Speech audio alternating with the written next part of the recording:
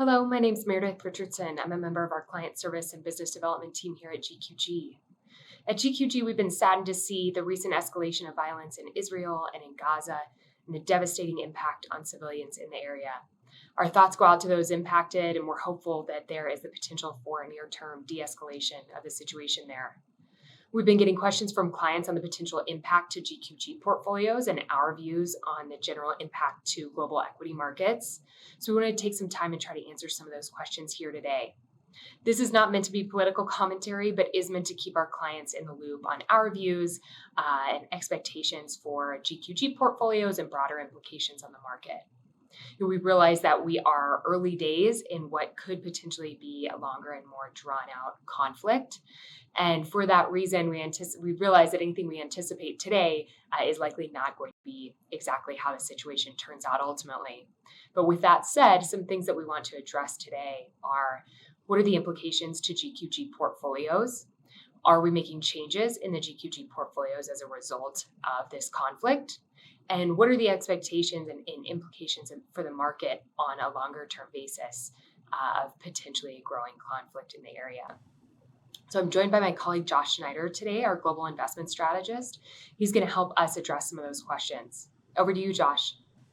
Great. Thank you for that introduction. And of course, as always, thanks everybody for being with us today. And just echoing the original sort of sentiment, of course, our hearts and our thoughts go out to all the folks that are impacted by this. And I think I speak for everybody when we say that, we would love to see a resolution and a de-escalation as quickly as possible. And our comments here today are not meant to be political at all. It's much more about, we understand that there's a lot of moving parts and things happen very quickly. And folks look to us to share thoughts on what's happening around the world. And we do think that this is a very, very important event and has the potential, to sort of get out of hand sort of very quickly. And so we just thought it was important to just do a couple of minutes and share our thoughts on these global events. So, just to tackle those questions, first of all, is just kind of one and two together. So number one, what's directly happening in the portfolio, and number two, have you made any changes? No real direct exposure to anything, at the moment that's happened in that area. And then so we don't tend to make tactical moves, just based on news flow. Again, there's a lot of moving parts. We don't know how any of this is going to unfold, but it does behoove us to sort of think through, maybe some of the potential repercussions, again, if things were to actually get out of hand. And that's where we really spend the bulk of our time on, is that we do think that the areas that have the biggest implications are really around energy markets, right? And I think that's the really sort of key piece. It's an area we've been talking about now for a couple of years now. We've highlighted again in our most recent quarterly commentary, showing how, how much CapEx has come down, right, since the peak of the last cycle. And even though it's up, it's up a bit from the trough of 2020 for obvious reasons, you really are seeing that capital discipline sort of, shine through. And so then what that does, of course, from an industry perspective, is it does put constraints on supply.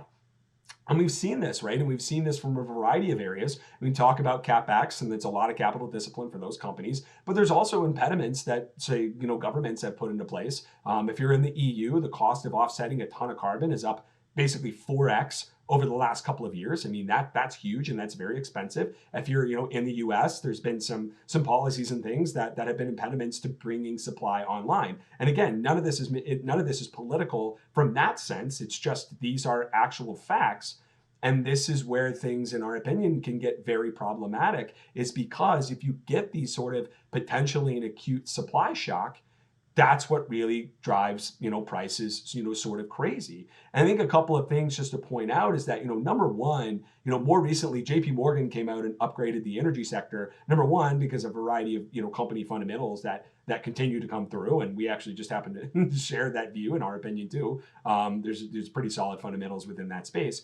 But I think, maybe most importantly is just that continued supply constraint, that continued supply deficit backdrop, where in their estimates, you're seeing, they think that basically a 1.1 million barrel per day deficit in 2025, and then about 7 million barrels per day by the end of the decade. I mean, and those are pretty big numbers, particularly because you see kind of a slow and steady, relatively increase in demand. Not huge, but just, slow and steady increase in demand. But a lot of this is driven by just an overall sort of lack of supply.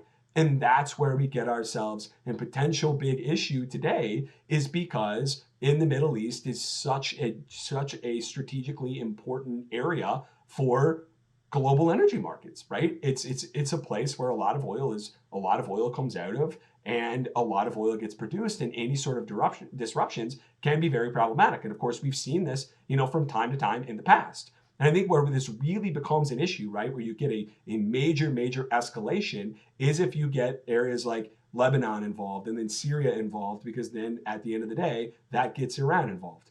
And as we're just to run through a couple of data points here, number one is what we're showing here is that we're looking at the top 10 global oil producers by country, and this is the most recent data as in 2022. And Iran is the 8th biggest, and they produce about 4% of global oil supply. Well, that's a pretty big deal. Like 4% for one is a lot, as you can see the different percentages across the top 10 producing countries. And again, not only that, it's at a time where you have supply deficits, like we just talked about. So if you're in a major war and these things escalate, number one, war is inflationary, right? So it's going to be that keeps costs high, that probably keeps rates high, but they're also very unpredictable. And so if you were in a war, if you're looking at strategic assets, probably wouldn't be that surprising if, say, somebody targeted the Iranian oil refineries, right? So you potentially take a lot of that supply online. And then if that were to happen, what are the retaliatory measures? And also, and this has happened a couple of times in the past, it's actually one of Iran's pretty big leveraging points, is their proximity to the Strait of Hormuz. And just for context, the Strait of Hormuz, about 20%, so 1/5 of all global oil supply flows through the Strait of Hormuz. And then beyond that, about north of 75%, according to the EIA, that flow goes to Asia, right? So those are really, really big numbers, and this is really, really big deal, right? Because the economy can't really function without energy, and you certainly can't grow, right, an economy without energy. So this is a very, very important thing. We think that it's pretty underappreciated by investors for a variety of reasons. Number one, it's only about, energy is only 5% of the benchmark if we're looking at ACWI. And then number two, if you're looking at growth managers, during Q2, we looked at over 270 US growth managers. The median exposure to the energy sector was 4 basis points. Right? So this is underinvested, and it's an area that's underowned. But it's a very, very, very big deal because it's really, really important to global energy markets, because so much of the world's oil supply comes through this area. So if things were to escalate further, we think it would be very, very, very problematic. Certainly for economies, and certainly if you can't get access to that oil. And I think sort of lastly, one of life's ironies is the fact that if you go back to the 1970s, right, where there was the big oil embargo, that actually gave the U.S. the SPR. They wanted to create the Strategic Petroleum Reserve in order to potentially dampen or mitigate something like this, because of how important that area of the globe is to energy. But if you've been following the headlines over the last year or so, or however long it's been now, we've been draining that. We've been draining the SPR, and we've basically taken it back to areas of or levels of supply that were in the early 80s. Right? So we've talked about the supply deficits, the dynamics, and now we just have another layer of fragility, for energy markets that, again, we're not saying any of this is happening. We certainly don't want any of this to happen, but it does behoove us to kind of think through the implications that if something does occur, it could be very, very problematic. And again, these things can get out of hand, very, very quickly. And so for us, we do think it's a big risk. We do think it's very much underappreciated. And even though it's early days, there's a lot of moving parts, and we're certainly bound to get some things wrong. We do think it's a pretty big consideration for investors to sort of think about. So that's really all we had for you to share with you folks today. As always, I really appreciate you tuning in. Certainly, if you have any feedback, let us know. And we look forward to chatting again soon. Thank you. Back to you. Thank you, Josh, and thanks to everybody for joining us. We'd be glad to take any follow-up questions that you may have. Please feel free to reach out to your GQG representative following this call. And we hope to see you all here again soon for the next installment of 7 Minute Alpha.